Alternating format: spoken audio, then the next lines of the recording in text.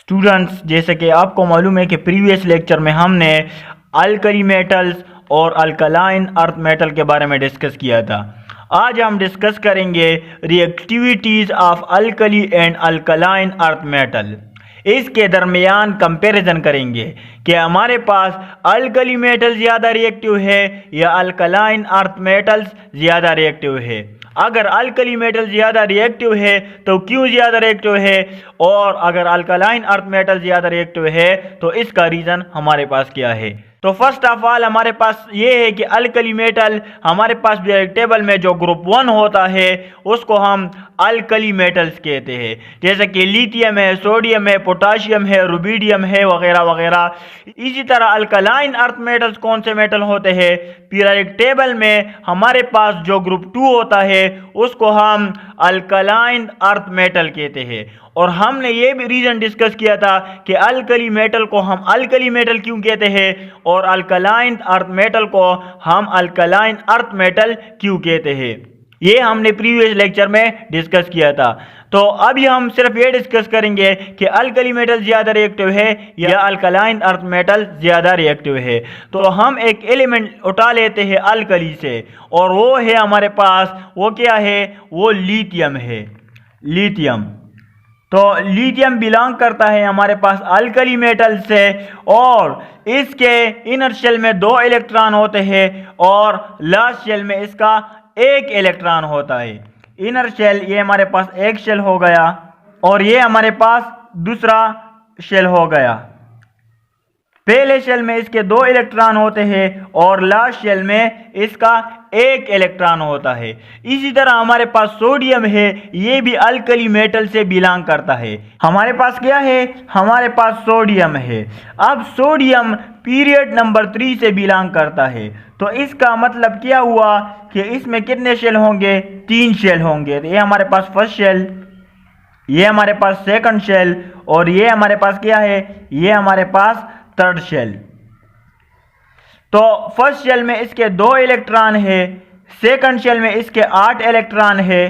कितने इलेक्ट्रॉन है, 8 इलेक्ट्रॉन है, और लास्ट शेल में इसका 1 इलेक्ट्रॉन है। लास्ट शेल में इसके कितने इलेक्ट्रॉन है, 1 इलेक्ट्रॉन है। अब group number valence shell electron को रिप्रेजेंट करता है। फॉर एग्जांपल ये हमारे पास ग्रुप 1 से बिलोंग करता है सोडियम, तो इसके वैलेंस शेल में जस्ट 1 इलेक्ट्रॉन होगा। और पीरियड नंबर 3 से बिलोंग करता है, तो पीरियड नंबर हमें क्या शो करता है, नंबर ऑफ शेल के बारे में इंफॉर्मेशन देता है। अब सोडियम हमारे पास पीरियड नंबर 3 से बिलोंग करता है, तो इसमें हमारे पास 3 शेल्स होंगे, 1 2 3। तो ये हमारे पास सोडियम हो गया। ये अल्कली मेटल्स है। दूसरी तरफ हम अल्कलाइन और मेटल उठा लेते हैं मैग्नीशियम। अब मैग्नीशियम हमारे पास कौन से पीरियड से बिलोंग करता है, ये भी हमारे पास पीरियड नंबर 3 से बिलोंग करता है। तो पीरियड नंबर हमें नंबर ऑफ शेल को शो करता है, 1 2 और ये हमारे पास 3। फर्स्ट शेल में 2 इलेक्ट्रॉन, सेकंड शेल में हमारे पास कितने इलेक्ट्रॉन होंगे, 8 इलेक्ट्रॉन होंगे, और लास्ट शेल में 2 इलेक्ट्रॉन होंगे। क्योंकि सोडियम का एटॉमिक नंबर हमारे पास 11 है और मैग्नीशियम का हमारे पास 12 है, तो इसके आउटर मोस्ट शेल में 2 इलेक्ट्रॉन है। आउटर मोस्ट शेल में 2 इलेक्ट्रॉन क्यों है, क्योंकि ये हमारे पास ग्रुप नंबर 2 से बिलोंग करता है। इसके आउटर मोस्ट शेल में 1 इलेक्ट्रॉन है, क्यों है, क्योंकि ये हमारे पास ग्रुप नंबर 1 से बिलोंग करता है। इसका एटॉमिक नंबर 11 है, तो यहाँ पर हम 11 इलेक्ट्रॉन को प्लेस करेंगे। इसका एटॉमिक नंबर हमारे पास 12 है, तो यहाँ पर हम 12 इलेक्ट्रॉन को प्लेस करेंगे। अब सोडियम हमारे पास ज़्यादा रिएक्टिव है या मैग्नीशियम हमारे पास ज़्यादा रिएक्टिव है, क्योंकि इस टॉपिक में हम सिर्फ ये डिस्कस करेंगे कि अल्कली मेटल ज़्यादा रिएक्टिव है या अल्कलाइन अर्थ मेटल ज़्यादा रिएक्टिव है। अब सोडियम है, तो इसके आउटर मोस्ट शेल में 1 इलेक्ट्रॉन है। इसको अपना ऑक्टेट कंप्लीट करने के लिए कितने इलेक्ट्रॉन रिक्वायर्ड है, इसको अपना ऑक्टेट कंप्लीट करने के लिए 7 इलेक्ट्रॉन और चाहिए। अब 7 इलेक्ट्रॉन ये तो गेन नहीं कर सकता, क्योंकि ये हमारे पास बहुत ज़्यादा मुश्किल काम है, और 1 इलेक्ट्रॉन को ये इजीली डोनेट कर सकता है, ये इसके लिए आसान है। तो सोडियम की भी हमारे पास यही ख्वाहिश होती है कि वो भी नोबल गैस की तरह स्टेबल हो जाए, तो ये इस इलेक्ट्रॉन को लूज कर लेता है। जब सोडियम इस इलेक्ट्रॉन को लूज कर लेता है तो इसका इनर शेल हमारे पास कंप्लीट है, 8 इलेक्ट्रॉन इसमें पूरे हैं। और ये एक इलेक्ट्रॉन कौन गेन करता है? एक इलेक्ट्रॉन हमारे पास क्लोरीन गेन कर लेता है। इस तरह अगर हम तो हमारे पास क्या बन जाता है? सोडियम क्लोराइड बन जाता है, सोडियम क्लोराइड हमारे पास बन जाता है। इसी तरह अगर हम मैग्नीशियम की बात करें तो मैग्नीशियम के आउटर मोस्ट शेल में 2 इलेक्ट्रॉन है। अब न्यूक्लियस का जो फोर्स ऑफ अट्रैक्शन है वो इन दोनों इलेक्ट्रॉन पर लग रहा है, इस इलेक्ट्रॉन पर भी लग रहा है और इस इलेक्ट्रॉन पर भी लग रहा है। अब अगर मैग्नीशियम ये एक इलेक्ट्रॉन क्लोरीन को डोनेट कर देता है, अब इस इलेक्ट्रॉन पर जो न्यूक्लियस फोर्स ऑफ अट्रैक्शन लगा रहा था वो भी इस इलेक्ट्रॉन पर लगेगा। अब क्योंकि ये इलेक्ट्रॉन तो यहाँ से रिमूव हो गया है, ये तो क्लोरीन ने गेन कर दिया है, तो इस इलेक्ट्रॉन का जो फोर्स ऑफ अट्रैक्शन है वो भी इस इलेक्ट्रॉन पर लगेगा। तो हम सिंपल ये कह सकते हैं कि पहले इस इलेक्ट्रॉन पर सिंगल फोर्स ऑफ अट्रैक्शन लग रहा था, अब इस इलेक्ट्रॉन के रिमूव होने के बाद इस इलेक्ट्रॉन पर डबल फोर्स ऑफ अट्रैक्शन लगेगा।